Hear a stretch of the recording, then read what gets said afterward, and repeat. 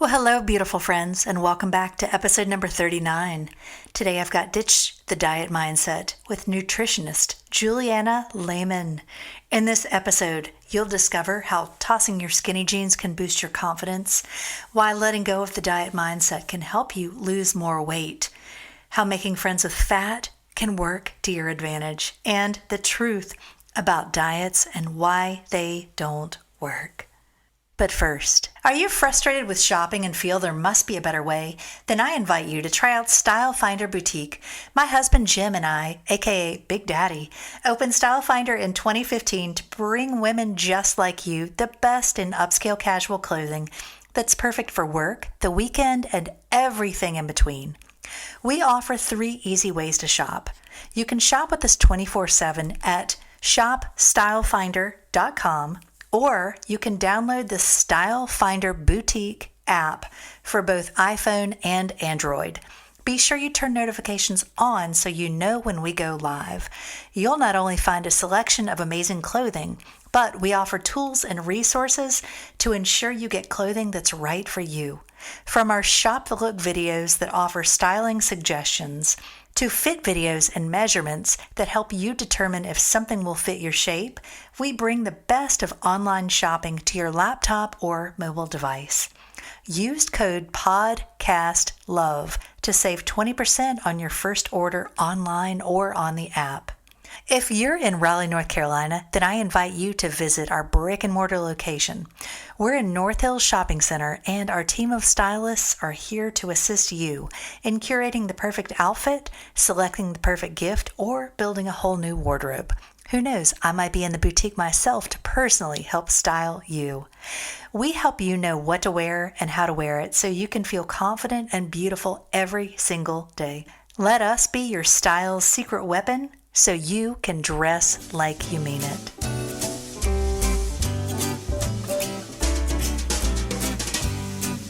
Welcome to Style by Mary Michelle, a podcast designed to empower you through personal style.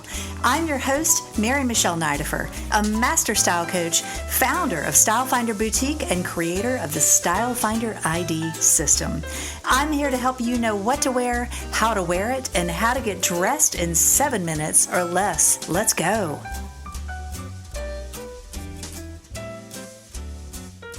Hello, friends, and welcome back. I am so excited to talk today with Juliana Leamen. Did I say that right? Yes, that's perfect. Juliana Leamen is the creator of Naturally Joyous Incorporated, and she is a mind-body weight release expert, nutritionist, and podcaster. Juliana is a university trained with a master's degree in science. She's certified as a holistic nutritionist and functional diagnostic nutrition practitioner. That's a mouthful. I know. She is on a mission to provide a new model of care for weight loss, what she calls weight release, moving away from the diet mindset and helping women find confidence from within. I love it. With over 11 years of experience in the nutrition field, Juliana helps women over 40 make the shift towards weight release so they can balance their hormones naturally, release excess weight, and regain their confidence. Hello, Juliana, and welcome. Hello, and thank you so much for having me. It is such a pleasure. Yes, absolutely. Juliana, we've got so much to dive into today, but start by sharing with us your journey. How did you get to be a weight release expert? And I know. why are you so passionate about this? Yes. So I would say that really the inception point of the journey has really happened because of my grandfather. And he unfortunately passed away only a couple of months ago. And he was the holistic everything in our family. So from growing up really young, and I was born and lived in Brazil until I was 21 years of age, we experienced so much of different ways of looking at things, and different foods and beliefs and lifestyles and yoga and meditation. And really, because of him, he was a Reiki master for many years, and he trained all the females in the family, myself included, 18 years ago, into energy healing. And that was kind of like the initial point that I understood that there's something bigger to the body than the body itself.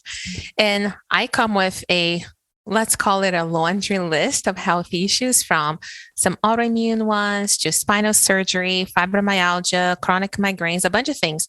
So I was able to gain a level of connection to my physical body that was potentially more acute than if I had not gone through a lot of those things.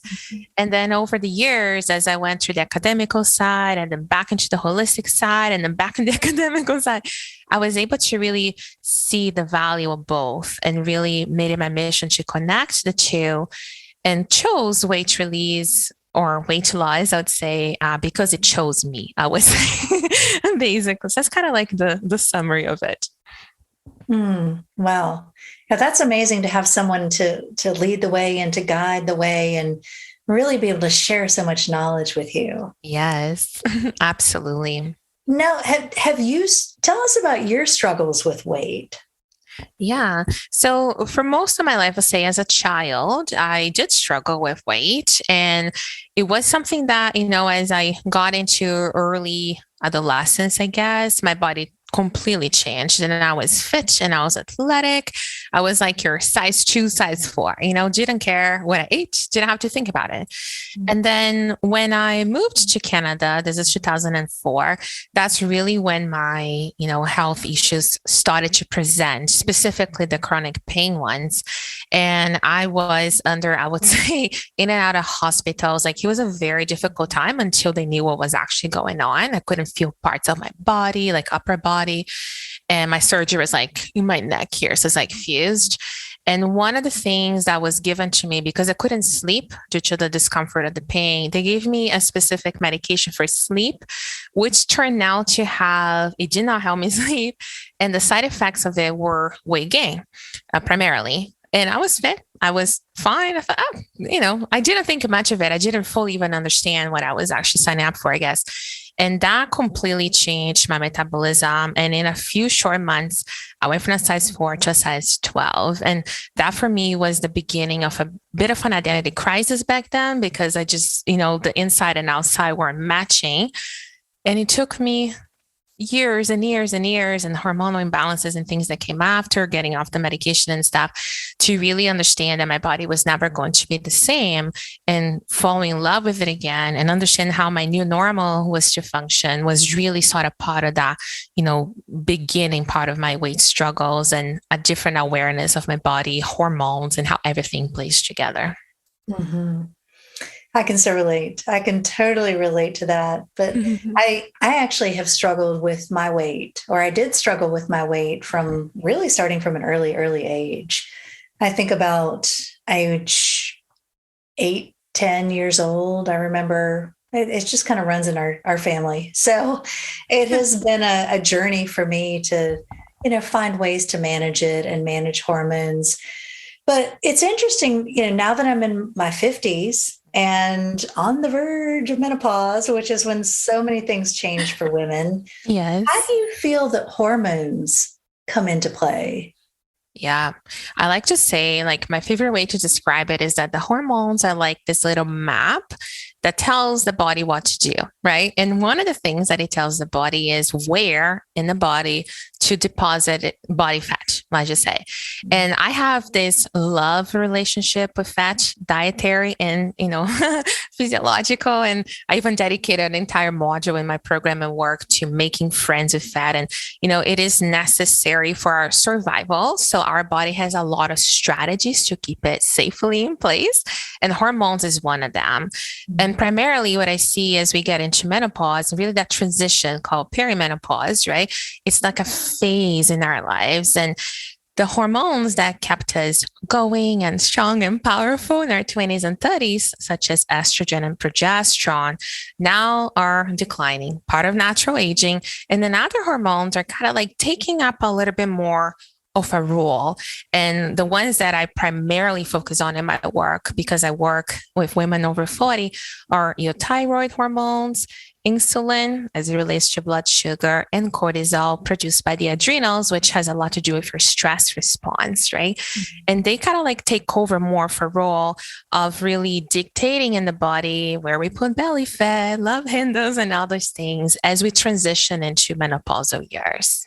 Mm-hmm. Absolutely. Yes, I've definitely noticed how my body has shifted, where it stores fat and how things, it's not the same. And even just in the past year, it's amazing how that can happen.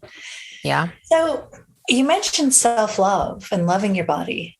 Mm-hmm. That for me was a huge, huge thing, because I went through, I think when I grew up, I made myself wrong for being fat, or I called myself fat all the time, every day, all day, every day. And just, it was a big issue for me. But I think it took a long time, but when I was able to start loving myself and loving my body, that was a journey. Yes. It changed everything. Tell me more. Tell me your philosophy on that. Yeah. I would say I have an interesting, early point of view, because being born and raised in Brazil, there's such, they call it the plastic surgery capital of the world. At least in Brazil, they call it that. But there's such an emphasis on physical beauty in a specific standard, right? Which is not, I would say, realistic for the female body necessarily. And as I moved away from Brazil, like I said, in my early 20s, when really the weight struggle really became very noticeable, when I were to, anytime, it wasn't many, that I would go back home, I experienced a lot of body shaming from family members, even ones that I don't think they meant to, but they were just confused because it wasn't the same person they perceived that left in the country that came back. And that for me, for many years, really bothered me. And I had to really work on, not blaming them and forgiving and accepting that, it hurts in me because I had a problem with it myself. That's the truth, right? So I started taking responsibility for how, that whole thing played out. But I think that is a very important piece of what I've built so far, because in weight loss, the tendency is to try to get rid of parts of ourselves. But how can you love yourself if you're trying to get rid of half of it, right? So it's just kind of contradictory to me. Whereas weight release is the opposite. It's like you love the self, and then the body dictates what needs to go, what needs to stay. Fat, like we just said, body fat plays a hormonal role in menopausal years. There's a reason why the body goes in this direction. And I think the more that we accept the perfection of it, that we actually get, in alignment with it rather than fighting the body.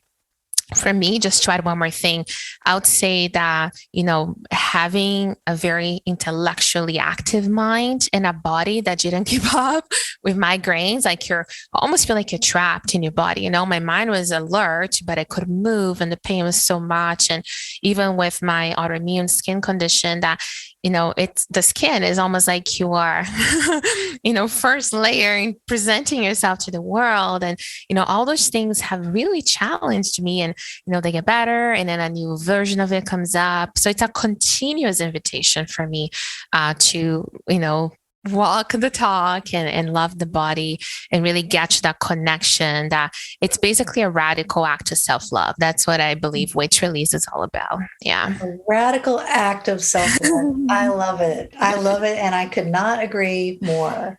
Aww. And, it's interesting, as a style coach, I think that I see so many women who struggle, and they struggle with their weight, their self-image, their self-esteem, and their style. And I see so many women who come into our boutique and they tell me, oh, I can't buy new clothes today because I've gained weight.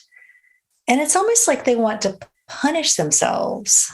Why do you think we women do that to ourselves? I know, right? And it's something that I've addressed before. And I, talked to other people on this topic before, is that concept that I think it's because there's that hope that we will get back to it, and accepting where we are now almost feels like defeat, right? And I much rather invest good money on clothes that fit me now and then tailor them down if that ever comes, right? Uh, Yes. but I think that the fact of, early movement I had in my business, like we kind of grew from there, but it was the toss the skinny jeans movement. And I had an Instagrammable moment that I tossed the jeans that didn't fit me anymore and probably would never fit me again, that were behind my door, bothering me every day with the hope of what I used to look like. Right. And that was a symbol. It was beautiful pair of jeans, by the way. They were beautiful. But anyways, and it was a symbolic act that I did. And it was like something like a hashtag I used for a while, in the sense of, let's release, let's replenish to something that fits, that feels nice, that will make you feel better because it is the right fit, right? Good quality clothes that I'm sure you instruct women on getting.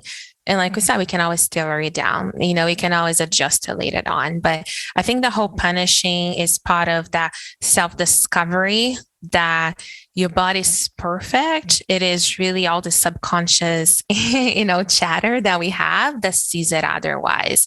And I hope to remind women of the perfection that we all have, and use their physical body as the tool for personal growth that they have in their hands. Amen to that. That is powerful. I love that. You toss the skinny jeans. And I think, Yes. I don't think you mean necessarily just skinny jeans, but your skinny jeans. We all have our pair Exactly. of that. Yes. Anyway, but yeah, I think that's a wonderful way to look at it. Like saying, okay, I'm not going to hang on to the clothes that are too small for me, that are making me feel guilty or bad or wrong. Yeah. And I have been into so many closets, and I see women hang on to the things. Oh, one day I might get back into that. But you know what? When they get into their closets and they see these jeans or pants or beautiful dress that are a size or two below where they are right now, it just makes them feel bad. Yeah. And so I could not agree more. I think everybody needs to purge your closet and just have things in there that you love, that make you feel beautiful, that light you up. Because I think that, when you put on a great outfit, no matter what you weigh, that's powerful. Yeah, absolutely. Powerful. And I have worked with quite a few clients over the years who are on a weight loss journey, but they want to go shopping and they want to feel beautiful along the way. And I think that just encourages the release of weight. 100%. Yeah. It's the whole concept, right? Like, once you're able to get to the feeling tone of what the inside is, the outside has no choice but to match it, right? And I'm not saying necessarily going back to the way we had in our early 20s, right? Because like I said, physiologically, the body has its own needs and agenda that may not meet the, Instagram magazine standards of, these days. But at the same time, I think too, like I have studied over the years the evolution of the perception of body fat. And if you were to look at in the 1800s, that, excess body fat was perceived as a sign of wealth, right? If you look at the body of somebody like Marilyn Monroe versus the models that are size 2 to now the Kardashians, like, every so often there's a new standard of beauty, and they're all different, right? So usually when women are really hanging on to items and really wanting to fit in a specific jean size tag or a number on the scale, I like to ask, like, who is your authority? Like, who are you placing above you, telling you this is what is supposed to be, right? Because once you know the authority, we can neutralize that and bring it back to here. But there's always something, and sometimes it's conscious, sometimes it's not, right? It could be, I deal a lot for some reason with women that, for early age, like 10, 11, 12 years old, that their moms struggle with their weight and put them on diets. in total innocence trying to help them, but then they grow up with that image, right? That they are not right in some way. Others, I work with some clients that had some sort of, sexual trauma in their lives. So there's so many emotional reasons for the weight that, just to fit yourself in a mold without really going deep, it's missing a big piece of the puzzle, I feel. Mm-hmm. I love that you asked who makes you the authority. Like we're the authority. And I feel so frustrated, being in the fashion industry. I do feel frustrated with this industry often because I think, especially if you open up Vogue magazine or Elle, and, not to diss any of the fabulous fashion magazines, I love them for what they are. However, some of the ads that are in there, the models look maybe 15. They look malnourished. And so I feel frustrated because I feel that there is an ideal of beauty out there when it comes to weight and size that's unattainable for women over a certain age. Yeah. Actually, I was having a conversation with a coworker today about, after having kids, like your whole body just shifts and changes. Exactly.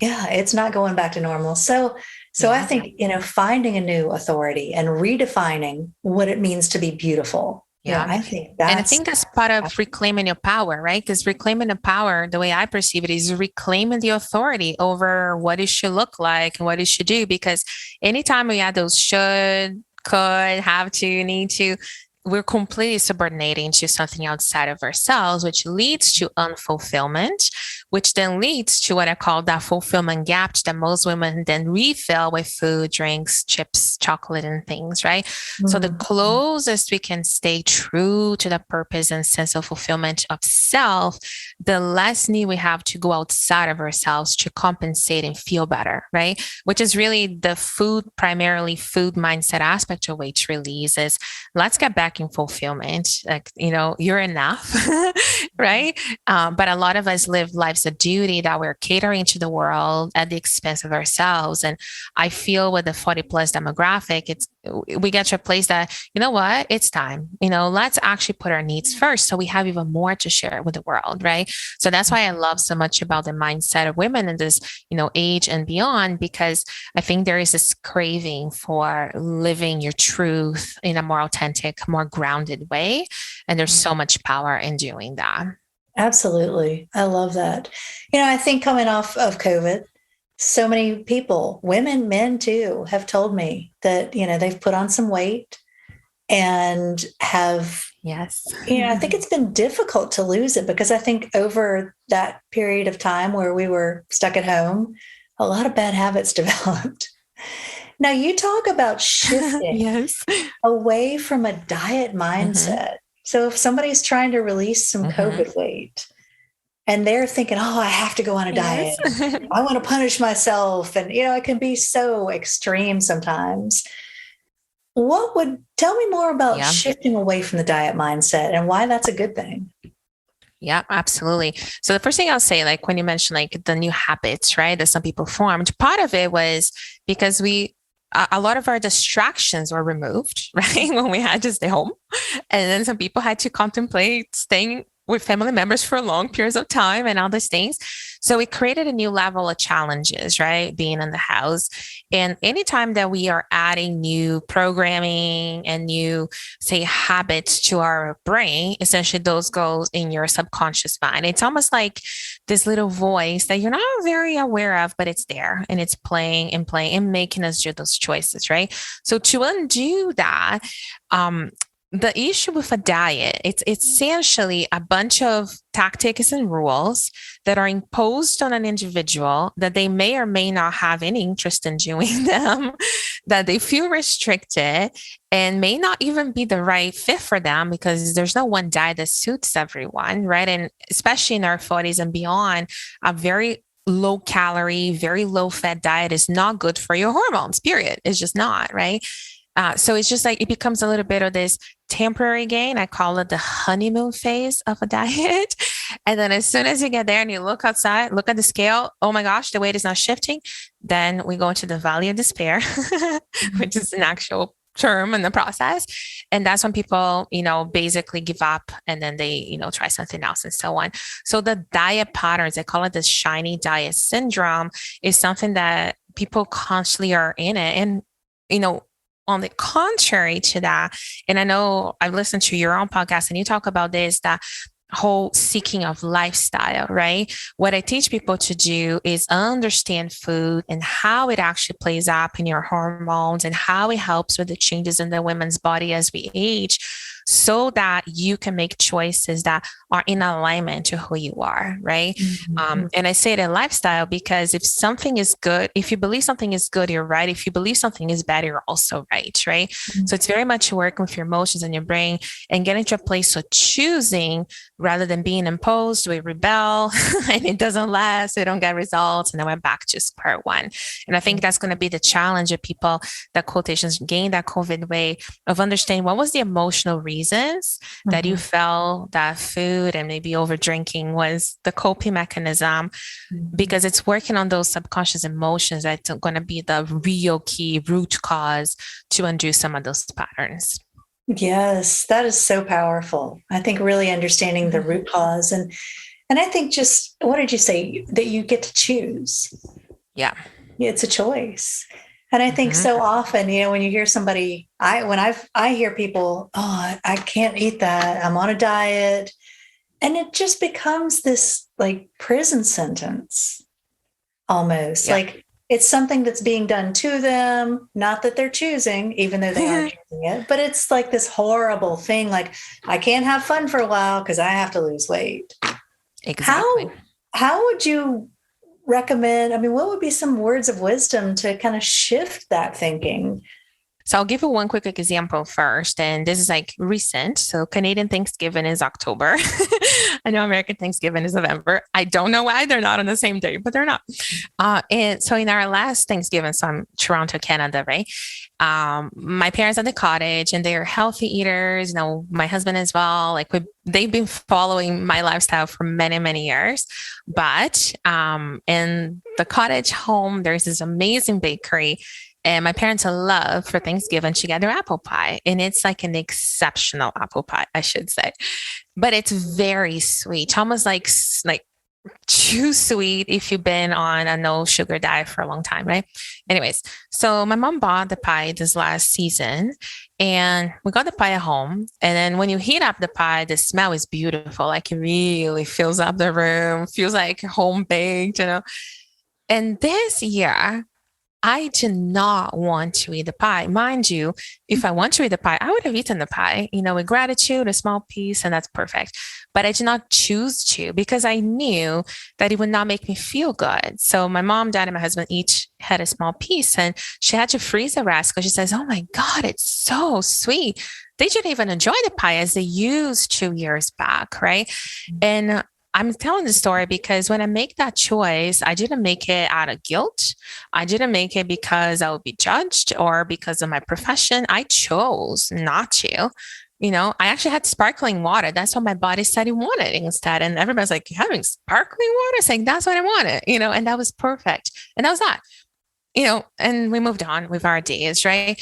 So I'm not saying that that's every time, but I think the moving from choosing to feeling you have to is when you're setting, those rules for diets and stuff that are not in alignment with the true essence of who you are, and they're not in alignment with your true why of wanting to release weight. It's one of the early things I do in the mindset aspect of my work is getting people very clear on why do you want to lose weight? Because a lot of people don't even think about it. They think they have to. That's not a good reason because it's not going to last, right? But for me, my reasons are very clear. They're very deep. They're very meaningful to me. So when I connect to that place, there's no wavering, right? So I think it's a little bit of the depth of that connection to help you choose rather than feel obligated to do something, because then you're doing for that authority. And I want women to bring that power back and make that choice for themselves. Yes, that is so powerful, to take your power back when it comes to what you eat and choose. And, I, for one, I don't eat much sugar. The only sugar I really have, I do put sugar in my coffee in the morning, half a pack of raw sugar, and that's it. But that's my choice. And like you, if I see a sweet or if it's a celebration, I'll have a few bites. And if I'm out with a friend, but it's interesting though, because I found myself when I'm out with a friend and they want dessert, I'm like, I'm not really tempted because I get to eat. I Yeah. choose what I eat, and I choose healthy foods and nourishing foods. And it's just a whole different perspective. Nothing's being done to me. I'm making the choice and I get to choose. And that is a place of power, Yeah. I think. So I think having the tools and the support and Yeah. the skills to be able to do it in a way that is going to support you rather than make you feel like you're beating yourself up, that makes all the difference. Yes. And I Maybe know you've one got, of the big problems that I see that a lot of women struggle is sometimes when they start something like this, that their family members are not on board or they have teenagers in the house. So they have a lot of those quotation stamped treats around, right? yes, And I think that the real power knowing you chose for yourself is not when it's not available. I think it's when you're in the presence of it. It's almost yeah, like meditation. If you meditate in peace and quiet versus meditating in a busy, loud room, it's a different experience, right? They're both beautiful, but it's a different experience. And, Halloween approaching the time of this recording and stuff. And I know that's a time, right? That for some people, it's difficult. They buy candy for their children to give away and they end up eating half of it. But those are the opportunities, right? Because if you're still tempted when it's near you or family members are not, part of it, that is an opportunity to say, okay, there's something else going on. There's some other emotional little knot that we need to untangle to get to the root of it. Because it's not just avoidance, right? But it's choosing even in the presence of that I think is really the most powerful right. experience of what we're talking about. Right. Now, are there any tricks you can share with us to help set us up for success? Say if we are going to a party or a dinner party or a gathering, and I ask you this because we actually had a joint birthday party this past weekend, and for my son and my stepdaughter, and at the end of the day, I did not eat any sweets except for one thing that I had prepared that was a healthy sugar-free dessert. And I didn't really feel like I ate that much, but at the end of the day, I felt so full. And I thought, well, I must have like picked up some little bit here and a little bit there, and it just kind of added up. But I guess I'm trying to ask is like mindless eating. I think that's what I found myself doing on Sunday is, Yeah. talking to somebody, hey, I'm going to grab a couple of chips. Hey, I'm going to grab this. Hey, I'm going to, have a few pieces of celery or whatever it was. It just added up to be more than what I normally eat. And I felt the effects of it, not as much as if I had gorged myself on sugar, but still, I think it Yes. was it was eating, being surrounded by other people, being distracted. What would be some suggestions that you might have, especially as we go into the fall, Canadian Thanksgiving, American Thanksgiving, Yes. Christmas, all that, all the celebrations? So I'll say when it comes, so the two major go-to strategies that I usually talk about. So if you're able to bring, like you said, like you make a sugar-free dessert. I'm also entering a train of birthdays in our family, like mine and my husband, my mom, it's all back to back. And my strategy is that I make all the sugar-free desserts to take, right? And sometimes if there's more people, they would still buy a regular cake or something like that, but then I will eat the one that I brought, and I make it taste good so other people can enjoy too. So it's not like this, oh, this is my little cupcake, and you get the regular one or something like that. But in scenarios that you may not be able to bring it, or like what you just said, that even though you actively make good choices, you still overeat, right? My rule of thumb is that as much as possible, I never go to an event that I don't have control over what is being served, meaning I'm not the cook, right? Because even if it's healthy looking, you never know. Like sometimes processed things and stuff that can still upset some people's digestive systems. I never go hungry to events, and that is my rule of thumb. And I have either, depending on the time, if you cannot have a full meal before going and stuff, I have a decent snack, that's low carb, higher fat, good protein that will keep me. Because if you're not super hungry, even if you're distracted around people, you're just not capable of overeating to the same way that some people sometimes do, and especially holidays, right? And the other thing that I also do, and one of the things people don't think about, there's a hormone called oxytocin, and it's the hormone of love, and when you have a little baby and the mom and the whole bonding, touching the skin, like it releases that hormone. That's the love hormone, call it that. And oxytocin has been proven to aid in weight loss. And one of the ways that you release it is through gathering and loving the people and laughter and just being in that presence, right? So one of the things that I love to do is really connect with the gratefulness from being around people you love, pump up your oxytocin in your body consciously, and just be present with them, right? And if possible, sometimes mindfulness is something that's like a practice, right? But if possible, chew your food well, make sure you take breaks, you put the fork down if you're chatting, as opposed to just some people just gulp it down. See if you can slow down the process, but don't come starving to an event, because then your chances of being able to manage your food intake and your choices increases dramatically, right? If you're hungry and stressed out and running late or stuff, that's when stuff hits the fan. So those would be some tips that I would share. Oh, those are great tips. Actually, the pre-eating, the eating before you go somewhere, I do that a lot. And my husband will look at me like, "What are you doing?" Like, I need to eat what works for me. And because I don't eat gluten, I don't eat much sugar, and just I want to make sure that I don't show up ravenous and then all they have is something that's going to make me not feel very good. So exactly. yes. That is an act of self-love, actually. I know, I was raised in a family that I have to be very polite, and there's a lot of etiquette rules, very rigid, actually. And for you to go to someone's home and not eat everything they're served is, oh my gosh. And I remember seeing my grandparents, they were vegetarians for 28 years. And they went to somebody's home and they served this mashed potato dish with ground red meat, like ground beef on top.